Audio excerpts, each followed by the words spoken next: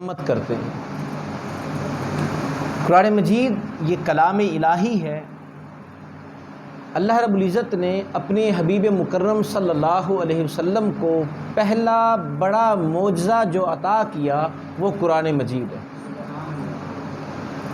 اور اس وقت روئے زمین پر اگر کسی نبی کا معجزہ اپنی اصل شکل اور حالت میں موجود ہے تو یہ اعزاز صرف ہمیں حاصل ہے کہ ہمارے پاس ہمارے نبی کا پہلا بڑا معجزہ قرآن مجید اپنی اصل شکل و صورت میں اسی طرح ہمارے پاس محفوظ ہے۔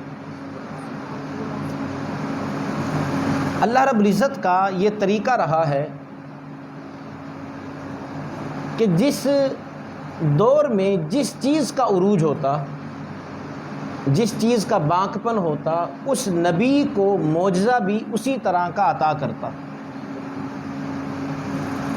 حضرت داؤد علیہ السلام کے دور میں آہن گیری کا بڑا دور تھا، آہن گیری کو بڑا عروج حاصل تھا۔ لوہے کی چیزیں بنایا کرتے، لوہے کی کاریگری، ان کے پاس یہ بہت بڑا ہنر تھا، لوہے کو پگھلاتے، اس کو مختلف شکل و صورت میں ڈھال لیتے۔ اللہ رب العزت نے حضرت داؤد علیہ السلام کو یہ معجزہ عطا کیا کہ آپ کے ہاتھوں میں لوہا نرم ہو جاتا۔ اب یہ کام وہ نہیں کر سکتے تھے، وہ لوہے کو پگھلا کر اس کو موڑتے، اس کو مختلف سانچوں میں ڈالتے۔ داؤد علیہ السلام لوہے کو بغیر پگھلائے ہاتھ میں پکڑتے، لوہا نرم ہو جاتا، جس طرف چاہتے اس کو موڑ لیتے۔ جناب موسیٰ علیہ السلام کا دور جادوگری کا دور تھا، بڑے بڑے جادوگر تھے اور رسیوں کو سانپ بنا لیتے۔ اللہ رب العزت نے موسیٰ علیہ السلام کو مبعوث فرمایا اور عصا عطا فرما دیا۔ اب وہ عصا وہ چھوٹا بھی ہو جاتا، بڑا بھی ہو جاتا، آپ اس سے درختوں کے پتے بھی توڑتے، آپ اس سے بکریوں کو بھی ہانکتے، اس عصا کے ساتھ ٹیک لگا بھی لیتے۔ جب دھوپ ہوتی وہ عصا سائے کا کام دیتا، اور پھر وہی عصا کبھی بہت بڑا اژدہا بن رہا ہے، اسی عصا کو دریا پر مارتے، دریا میں دو راستے بن جاتے، وہی عصا پتھر پر مارتے تو پتھر سے 12 چشمے جاری ہو جاتے۔ اب جادوگروں کے پاس بڑا بڑا جادو تھا، لیکن یہ نہیں وہ کر سکتے تھے، تو اللہ نے اپنے نبی کو جو معجزہ عطا کیا وہ ایسا معجزہ کہ اس جیسا کوئی اور نہیں کر سکتا۔ حضرت عیسیٰ علیہ السلام جس دور میں مبعوث ہوئے وہ دور زبان و بیان کا بڑا دور تھا۔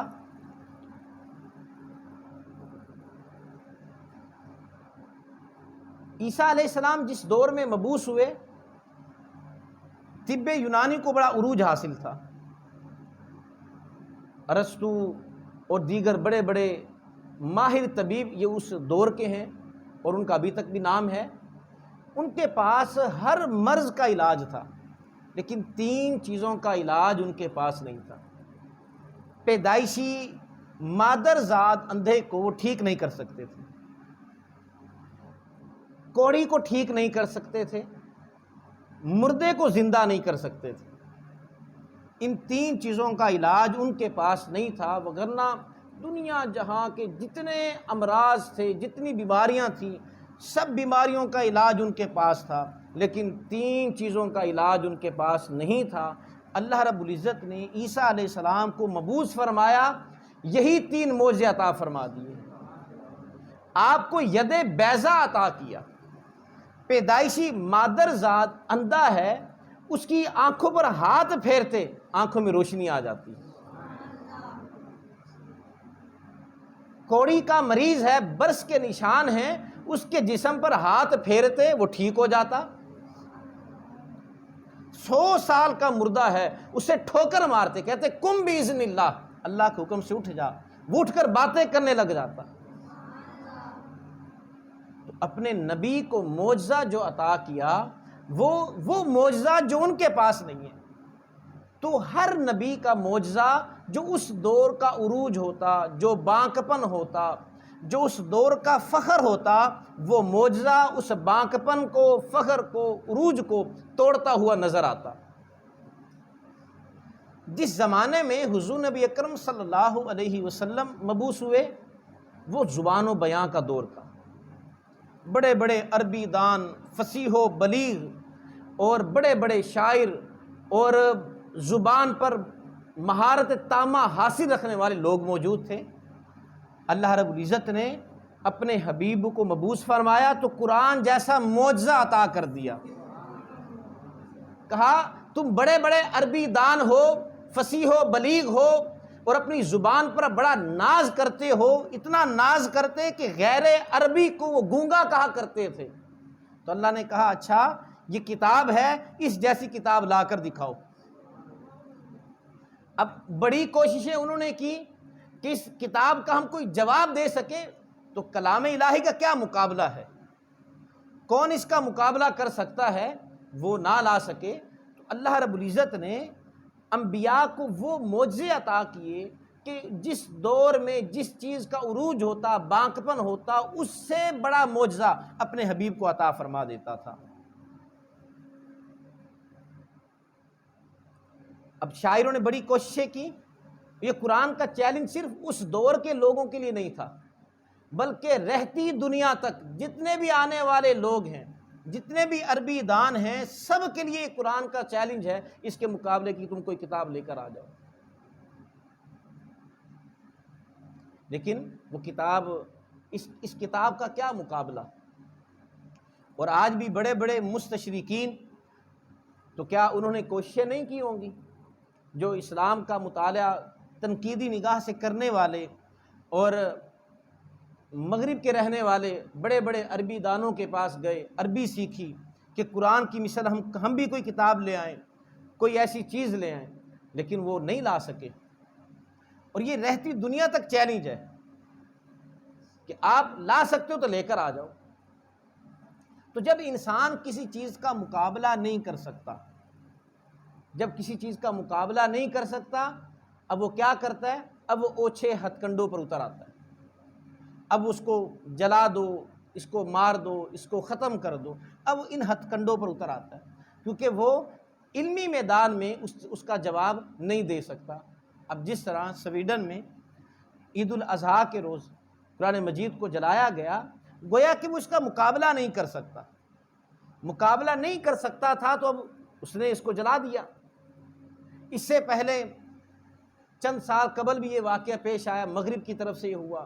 مغرب میں ایک شخص نے قرآن مجید کو جلانے کی کوشش کی۔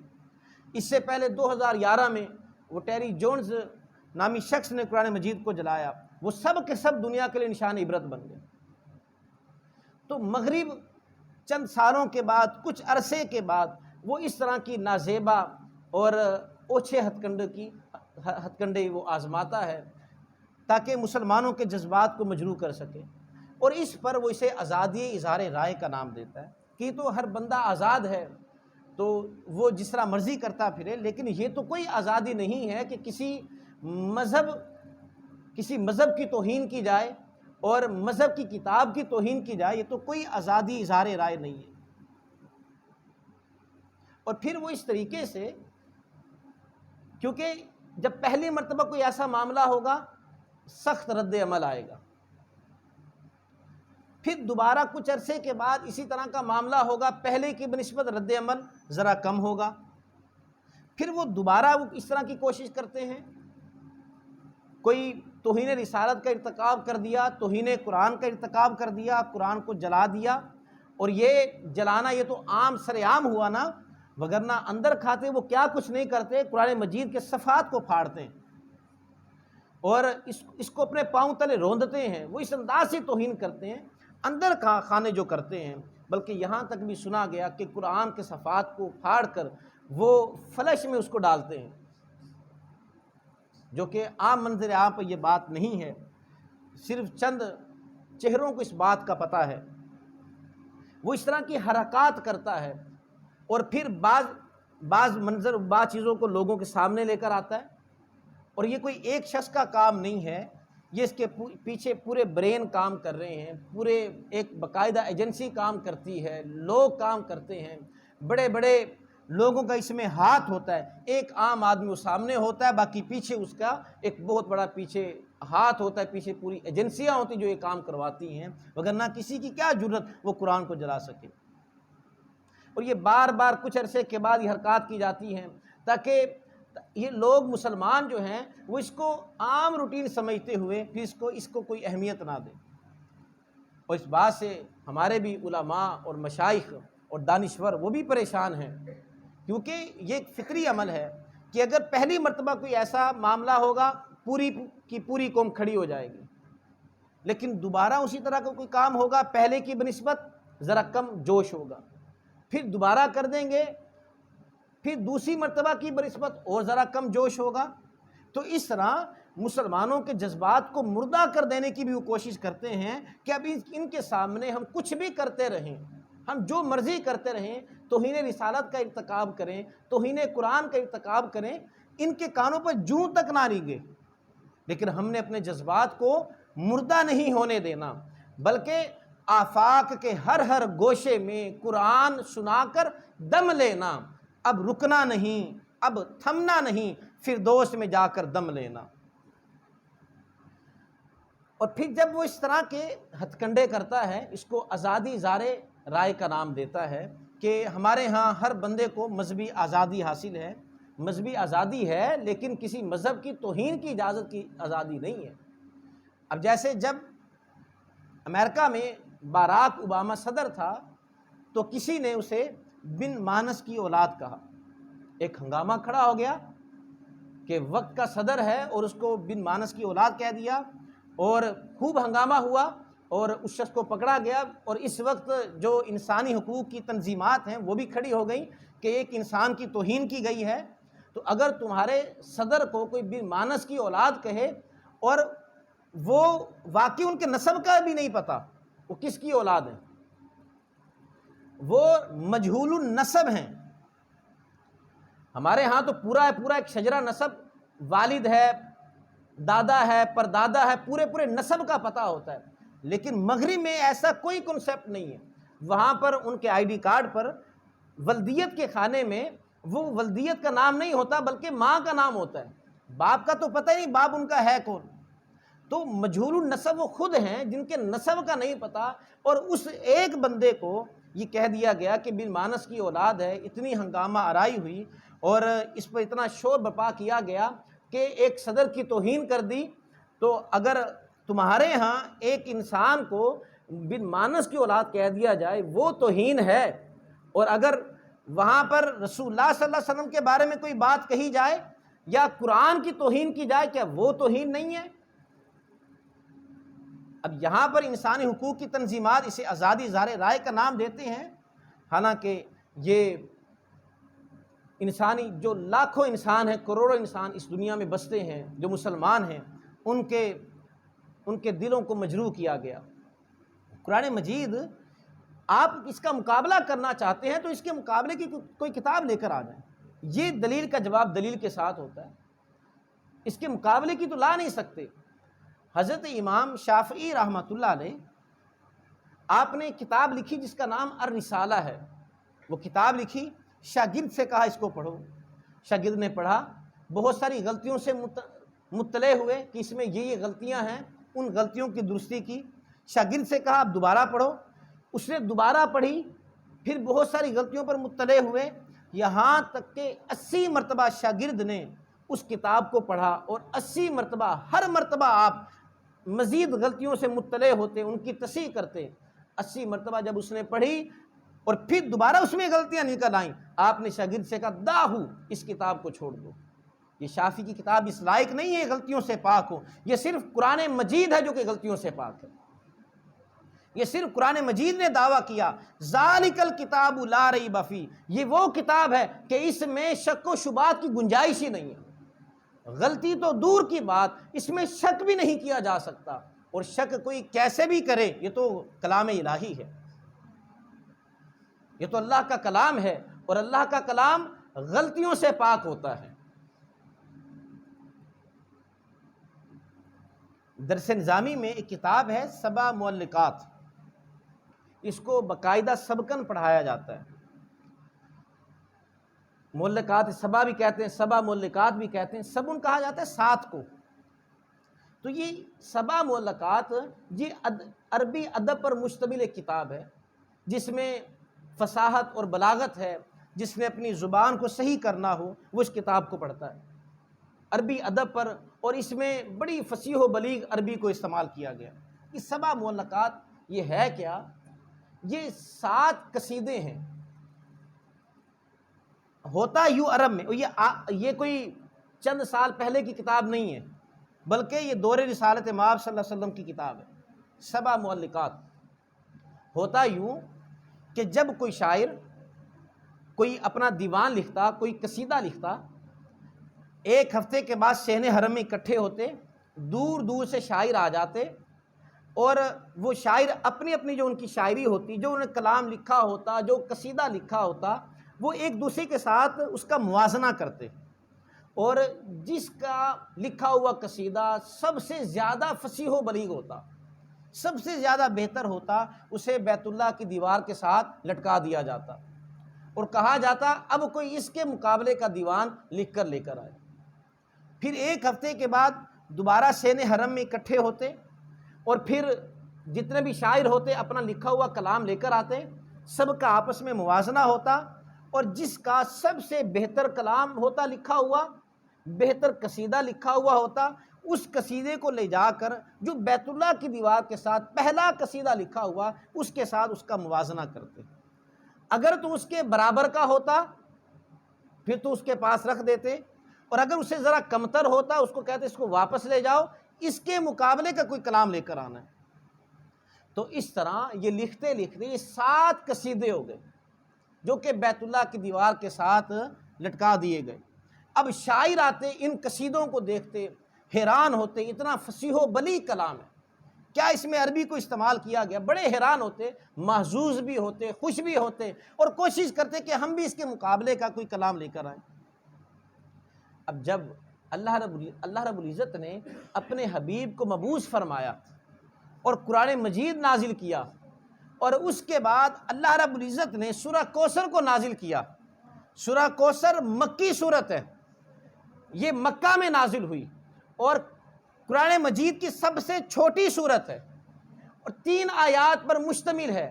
جب اللہ رب العزت نے اس صورت کو نازل کیا، صحابہ نے کہا یا رسول اللہ ہم بھی اسے بیت اللہ کی دیوار کے ساتھ نہ لٹکا دیں، 7 دیوان وہاں پر لکھے ہوئے ہیں، تو کیا ان کے پاس جا کر ہم یہ سورہ کوثر بھی نہ لٹکا دیں؟ ہم کہیں لاؤ اس کے مقابلے کا تم بھی۔ پھر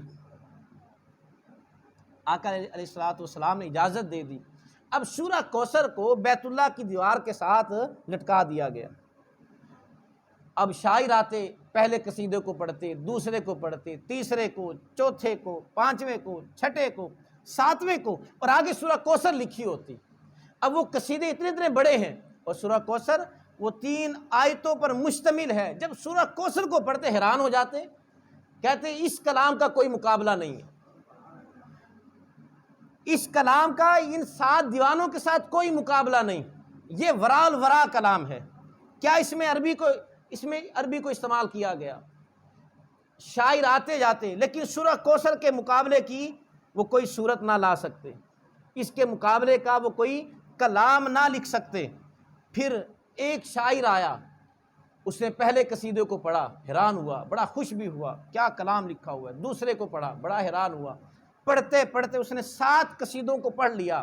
7ویں کے بعد آگے سورہ کوثر تھی، جب اس کو پڑھا وہ حیرت میں پڑ گیا یہ کس کا کلام ہے۔ اب سورہ کوثر ہے انا آتیناک الکوثر فصلی لربک وانحر ان شانئک ھو الابتر۔ اب اس کے آگے اس نے ایک اور کلام لکھا، اس نے کہا ما ھذا کلام بشر، اسی کے وزن پر، سورہ کوثر کی آیتوں کے وزن پر، ان شانئک ھو الابتر ما ھذا کلام بشر، اس نے کہا یہ کسی بشر کا کلام ہی نہیں ہے، یہ کلام کسی بشر کا نہیں ہے۔ ایک اور شاعر کچھ عرصے کے بعد آتا ہے، 7 مہینوں تک سورہ کوثر لٹکی رہتی ہے، کوئی شاعر اس کا مقابلہ نہیں کر سکتا۔ پھر آخر میں ایک اور شاعر آتا ہے، وہ قصیدوں کو پڑھتا جاتا ہے، سورہ کوثر کو پڑھتا ہے، پھر آگے ایک اور لائن لکھی ہوئی پڑھتا ہے، ما ھذا کلام البشر، وہ کہتا ہے قلم لے کر آؤ، قلم لایا جاتا ہے، جو ما ھذا کلام البشر ہے اس کے اوپر لکیر لگا دیتا ہے، اور آگے لکھتا ہے ھذا کلام البشر، وہ کہتا ہے جو پیچھے صورت لکھی ہوئی ہے یہ کسی بشر کا کلام نہیں ہے، یہ جو آگے ایک لائن لکھی ہے یہ کسی بشر کا کلام ہے۔ تو قرآن مجید نے یہ چیلنج کیا، پہلے کہا اس جیسی کتاب لے آؤ، اور جتنے تمہارے ساتھ دینے والے لوگ ہیں، تمہارے ساتھی ہیں، سب کو اکٹھا کر لو، سب کو جمع کر لو، اس کے مقابلے کے لے کر آ جاؤ۔ پھر اللہ رب العزت نے ذرا کمی کر دی، کہا کہ اچھا چلو 10 صورتیں لے آؤ، 10 صورتیں بھی نہ لا سکے، پھر اللہ نے فرمایا کہ ٹھیک ہے 3 آیات پر مشتمل کوئی چھوٹی سی صورت لے آؤ۔ اور امام جلال الدین سیوطی رحمۃ اللہ علیہ آپ کہتے ہیں اگر ان فصیح و بلیغ عربیوں کے پاس اگر قرآن مجید جیسی کتاب لانے کی طاقت ہوتی، اگر وہ اس کے مقابلے میں کوئی کتاب لکھ لاتے تو کبھی بھی معرکہ بدر اور احد نہ ہوتے، جھگڑا ہی ختم ہو جانا تھا کہ اس کلام کے مقابلے میں کوئی کتاب لے کر آ گئے، پھر بدر ہونا ہی نہیں تھا، احد ہونا ہی نہیں، شکست پہلے ہی ہو جانی تھی۔ اس کے مقابل وہ کتاب نہ لا سکے، تبھی تو معرکہ بدر ہوا ہے، تبھی تو معرکہ احد ہوا ہے، تبھی تو معرکہ خندق ہوا ہے۔ یہ قرآن کی تاثیر ایسی ہے، یہ کلام ایسا ہے کہ تا قیامت آنے والے لوگوں کے لیے چیلنج ہے، اس کے مقابلے میں لے کر آؤ۔ اب لا تو سکتے نہیں ہیں، لا تو سکتے نہیں ہیں، پھر وہی چیز جو آخری حل ہوتا ہے، اس کو جلا دیا، اس کو جلا دیا جائے، پھر وہ اسی کام پر اتر آتے ہیں، کیونکہ وہ دلائل کا جواب تو دے نہیں سکتے۔ آقا کریم صلی اللہ علیہ وآلہ وسلم مکہ میں جو آپ نے زندگی گزاری ہے تو رات کو آپ قرآن مجید کی تلاوت کیا کرتے، اب جب صاحب قرآن کی تلاوت کر رہا ہو اس کا کیا لطف ہوگا۔ اب رات کو تلاوت کرتے اور جو اس تلاوت کو سنتا محصور ہو کر رہ جاتا۔ ایک دن ابو جہل وہ چھپ کر آیا رات کو حضور کا کلام سننے کے لیے کہ میں بھی سنوں یہ کیسا کلام ہے۔ اتفاق ایسا اسی رات ابو سفیان بھی آ گیا، اتفاق ایسا اسی رات اخنس بن شریک، یہ بھی ایک سردار تھا، مشرک سردار تھا، یہ بھی آ گیا۔ اب تینوں مشرک سردار ہیں، الگ الگ زاویے پر کھڑے ہو گئے، تینوں کو ایک دوسرے کا نہیں پتا کہ وہ بھی یہاں پر ہے، اور اب آقا علیہ الصلوۃ والسلام قرآن مجید کی تلاوت کر رہے ہیں۔ ایسے محصور ہوئے، وہ ایسا لطف تھا، اتنے محظوظ ہوئے، سنتے رہے، میرے حضور بھی پڑھتے رہے، یہاں تک کہ جب صبح کی سفیدی نمودار ہونے لگی، ابو جہل نے سوچا ابھی سفیدی ہو جائے گی، لوگوں کا آنا جانا لگ جائے گا، جب لوگ دیکھیں گے کہ میں بھی یہاں پر کھڑا سن رہا ہوں، اب وہ کہیں گے کہ ابو جہل ہمیں تو ان سے روکتا ہے، خود جا کر کلام سنتا ہے۔ اب یہ سوچ کر ابو جہل اپنے گھر کو جانے لگا، یہی سوچ کر ابو سفیان بھی اپنے گھر کو جانے لگا، اخنس بن شریک بھی اپنے گھر کو جانے لگا۔ جب تینوں جانے لگے ایک جگہ پر تینوں اکٹھے ہو گئے، ایک دوسرے سے پوچھنے لگے کہاں سے آ رہے ہو؟ اب نظریں چراتے ہوئے کہنے لگے بھی میں تو وہ کلام سننے گیا تھا۔ ابو سفیان نے کہا میں بھی وہ کلام سننے گیا تھا۔ اخنس بن شریک کہنے لگا میں بھی اس کلام کو سننے گیا تھا۔ اب تینوں آپس میں کہنے لگے کہ آئندہ ہم نے کلام سننے نہیں آنا، اگر ہم بھی حضور کا کلام سننے آ گئے، قرآن سننے آ گئے اور لوگوں کو پتہ چل گیا تو لوگ ان کی دعوت پر لبیک کہنا شروع ہو جائیں گے۔ اب عہد و پیمان کر لیا، اگلی رات آئی پھر چھپ کر تینوں آ گئے، پھر سننے لگے، اور جب صبح سفیدی نمودار ہونے لگی جانے لگے، پھر اکٹھے ہو گئے۔ اب پھر ایک دوسرے سے کہتے ہیں کہ آئندہ نہیں یہاں پر آئیں گے، عہد و پیمان کر لیا۔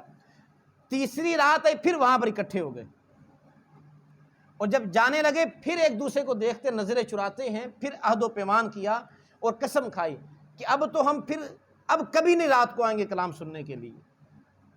ان میں جو اخنس بن شریک تھا وہ ابو سفیان کے پاس گیا، کہا کہ کلام تم نے بھی سنا، کلام میں نے بھی سنا، بتاؤ وہ کلام کیسا کلام ہے؟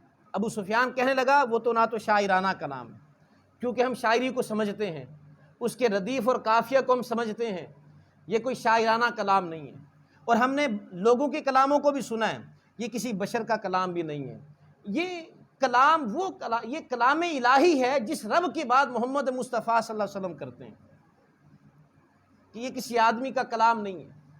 اخنس بن شریک نے سنا، ابو جہل کے پاس گیا، کہا کہ بات تو ہمارے درمیان ہی ہے، یہ بتاؤ کلام جو تم اس رات کو سن کر آئے ہو میں نے بھی سنا ہے، بتاؤ یہ کلام کسی بشر کا ہے؟ ابو جہل قسم کھا کر کہنے لگا، کہا کہ یہ کسی بشر کا کلام نہیں ہے۔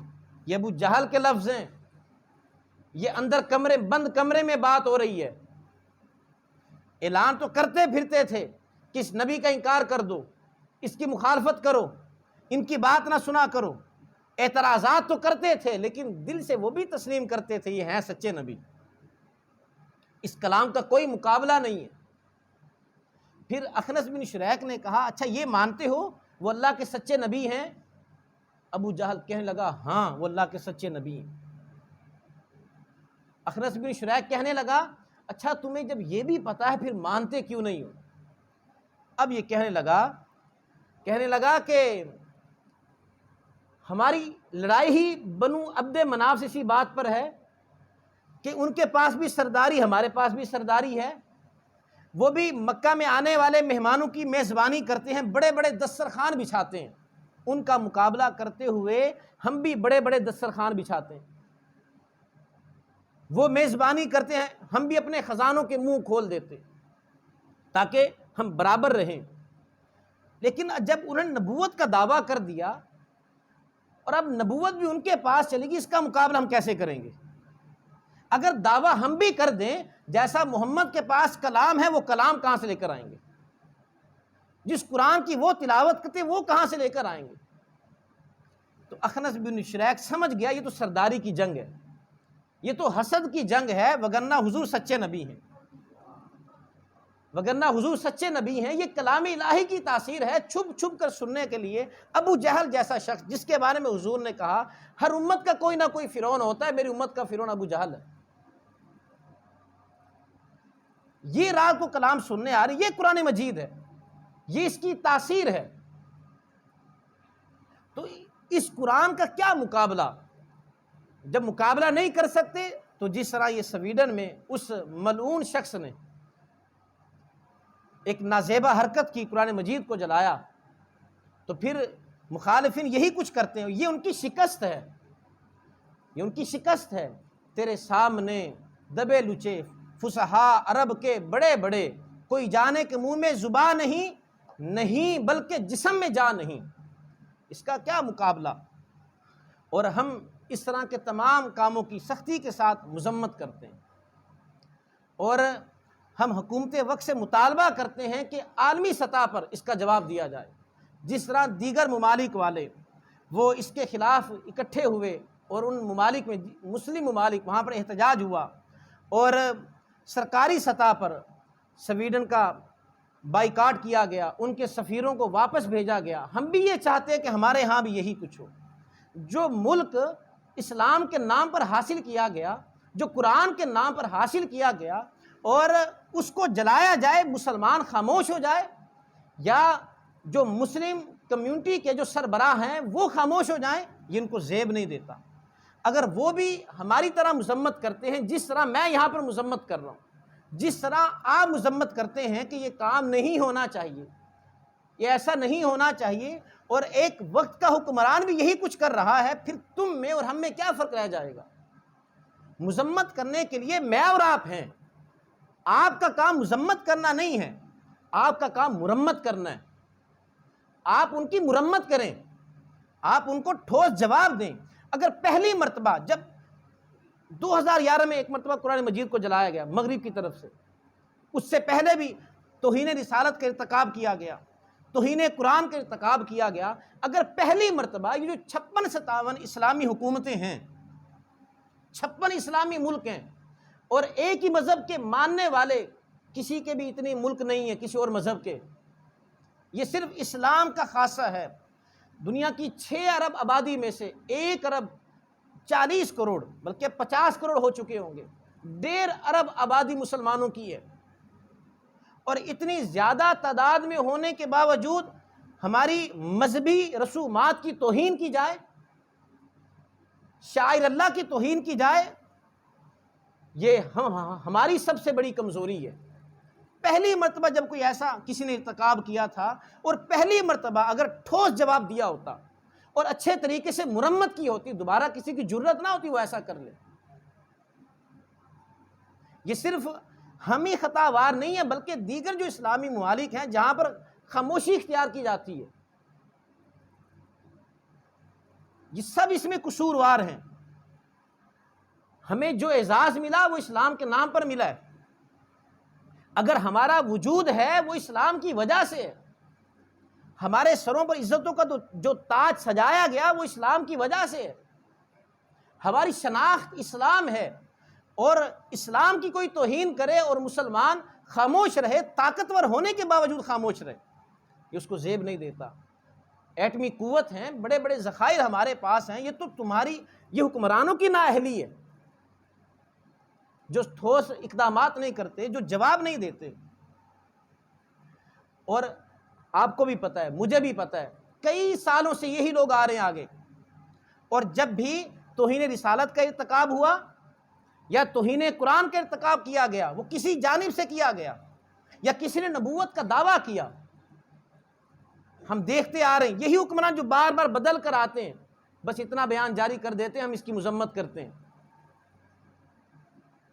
جو آپ کے پاس طاقت ہے، جو حکومت اللہ کی امانت آپ کے پاس ہے، کیا آپ نے رب کو جواب نہیں دینا؟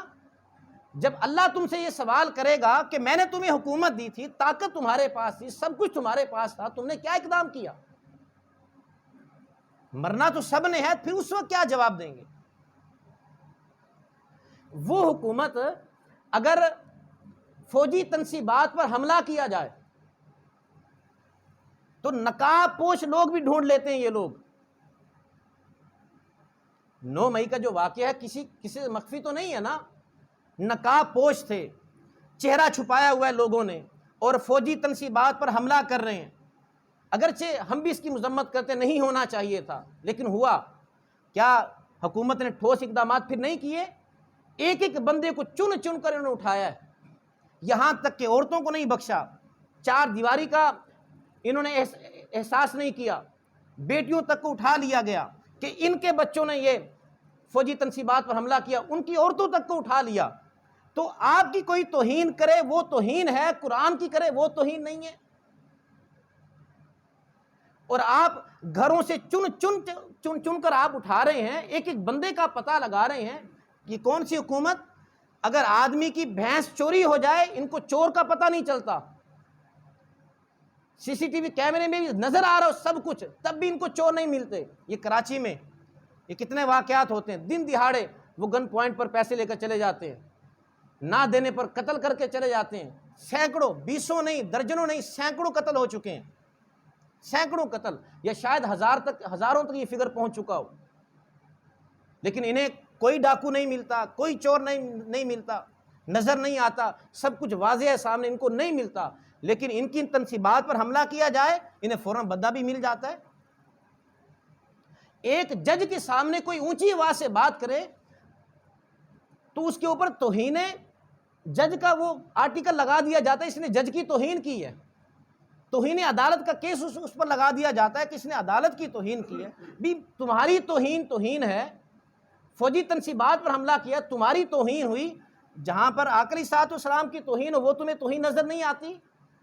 تمہارے سامنے قرآن کو جلایا جائے تمہیں وہ نظر نہیں آتا؟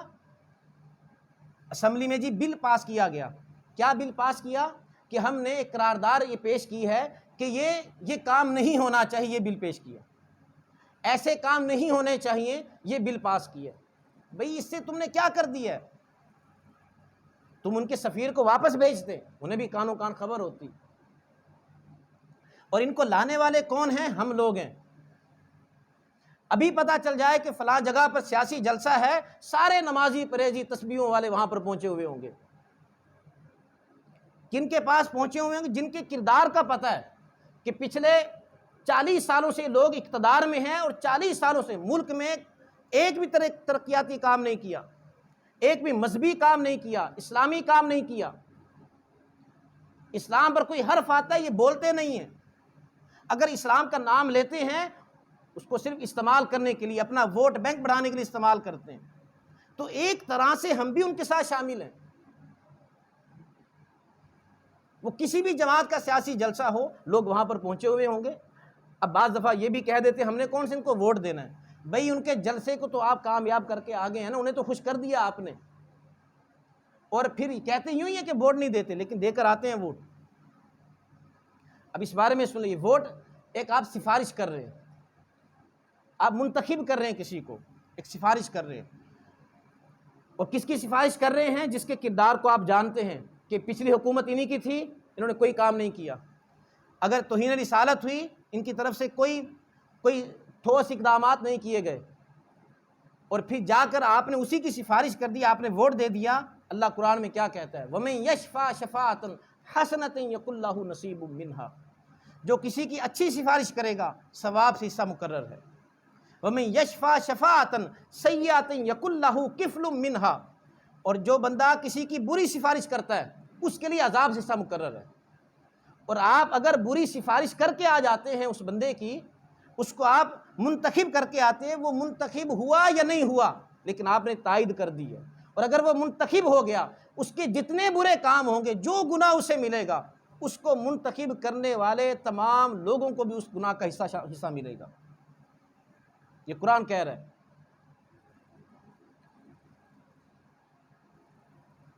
تو اس لیے کم از کم اپنی سطح پر ہم یہ کچھ کر لیں کہ ہم یہ جو جن نمائندوں کو منتخب کر کے آتے ہیں وہ تو اچھے نمائندے منتخب کر لیں۔ 75 سال ہو گئے ہیں، ہمارے ہاں ترقی نام کی کوئی چیز نہیں ہوئی، دن بدن تنزلی کا شکار ہیں۔ ہمارا عروج یہ تھا، عمر فاروق رضی اللہ تعالیٰ عنہ ممبر پر ہیں اور آپ نے ایک جبہ پہنا ہوا ہے جو کہ مال غنیمت میں سے وہ چادریں سب میں تقسیم ہوئی تھیں، اور وہی چادر عمر فاروق کو بھی ملی۔ وہ چادر اتنی بڑی نہیں تھی کہ ایک آدمی کا پورا جبہ بن جائے، لیکن حضرت عمر کا وہ پورا جبہ بنا ہوا ہے۔ آپ جمعے کا خطبہ دینے آئے، شروع کرنے لگے، ایک عام آدمی کھڑا ہو گیا، کہنے لگا کہ عمر خطبہ بعد میں دینا، پہلے میری بات کا جواب دو۔ چادریں ہمیں بھی ملی تھیں لیکن وہ چادر اتنی بڑی نہیں تھی کہ ایک جبہ بن جائے، آپ کا جبہ کیسے بنا ہے؟ یہ ہمارا عروج تھا۔ تو حضرت عمر رضی اللہ تعالیٰ عنہ کے دفاع میں آپ کے بیٹے حضرت عبداللہ کھڑے ہوئے، وہ کہنے لگے کہ مال غنیمت میں سے مجھے بھی چادر ملی تھی، میں نے اپنا حصہ اپنے والد کو دے دیا۔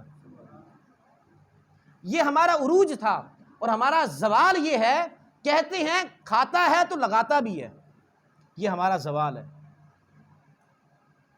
عروج یہ تھا، ایک وقت تھا کہ ہم ایک ملک کو ہم نے قرضہ دیا، جاپان کو ہم نے قرضہ دیا، چائنا پاکستان میں آنے کے لیے بڑی کوششیں کیا کرتا تھا، یہ ہمارا عروج تھا۔ زوال یہ ہے ہمارے ساتھ لوگ کام کرنے کے لیے تیار نہیں ہیں۔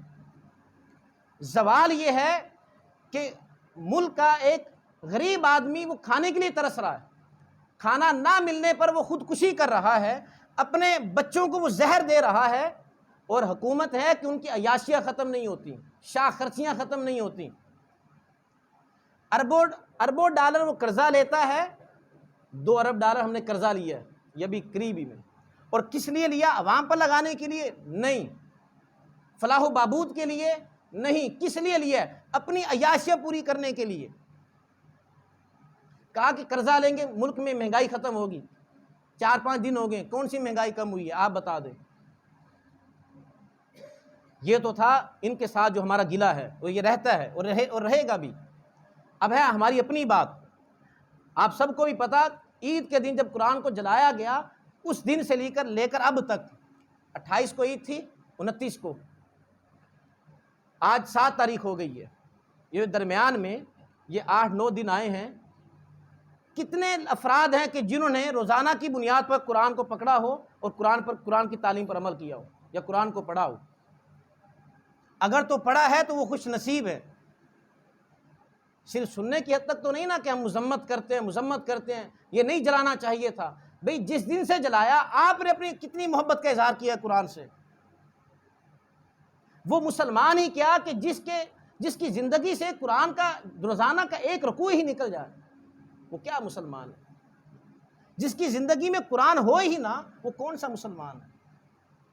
اگر تو قرآن کو روزانہ کی بنیاد پر پڑھا ہے، جس دن سے پتہ لگا کہ یہ نہیں ہونا چاہیے تھا، قرآن کے ساتھ محبتوں کا اظہار کرتے ہوئے کہ میں تجھے پڑھ رہا ہوں، تو اگر تو پڑھا ہے تو خوش نصیب ہے، اور اگر نہیں پڑھا تو آئندہ کے لیے عہد کر لے کہ اپنی زندگی میں سے کم از کم ایک صفحہ تو میں قرآن کو روزانہ پڑھوں۔ اور باقی رہی بات جلانے کی، ان کے جلانے سے قرآن ختم نہیں ہونے والا، یہ مٹنے نہیں والا۔ جس کی حفاظت کا ذمہ خود اللہ نے اپنے اوپر لیا ہوا ہے، اسے کون مٹا سکتا ہے؟ بل ہوا قرآن مجید فی لوح محفوظ، یہ تو لوح محفوظ میں محفوظ ہے۔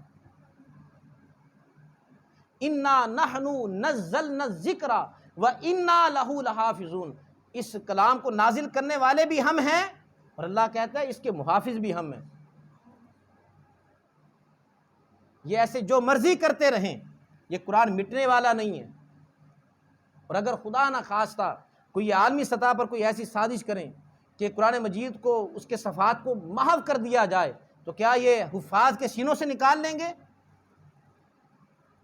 جو کہ الف لام میم سے شروع کرتا ہے اور وہ ناس پر جا کر ختم کرتا ہے، کیا اس کے سینے سے بھی نکال لیں گے؟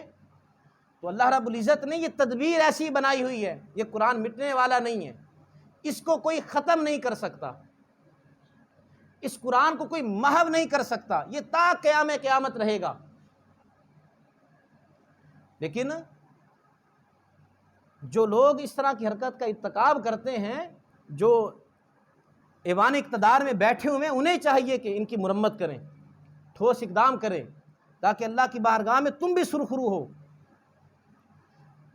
جمعہ کی یہ نماز کے بعد، بقایا نماز کے بعد ہم ایک احتجاج ریکارڈ کروائیں گے، تو آپ سب حضرات نماز پڑھنے کے بعد آپ نے جانا نہیں ہے، اس احتجاج میں شریک ہونا ہے۔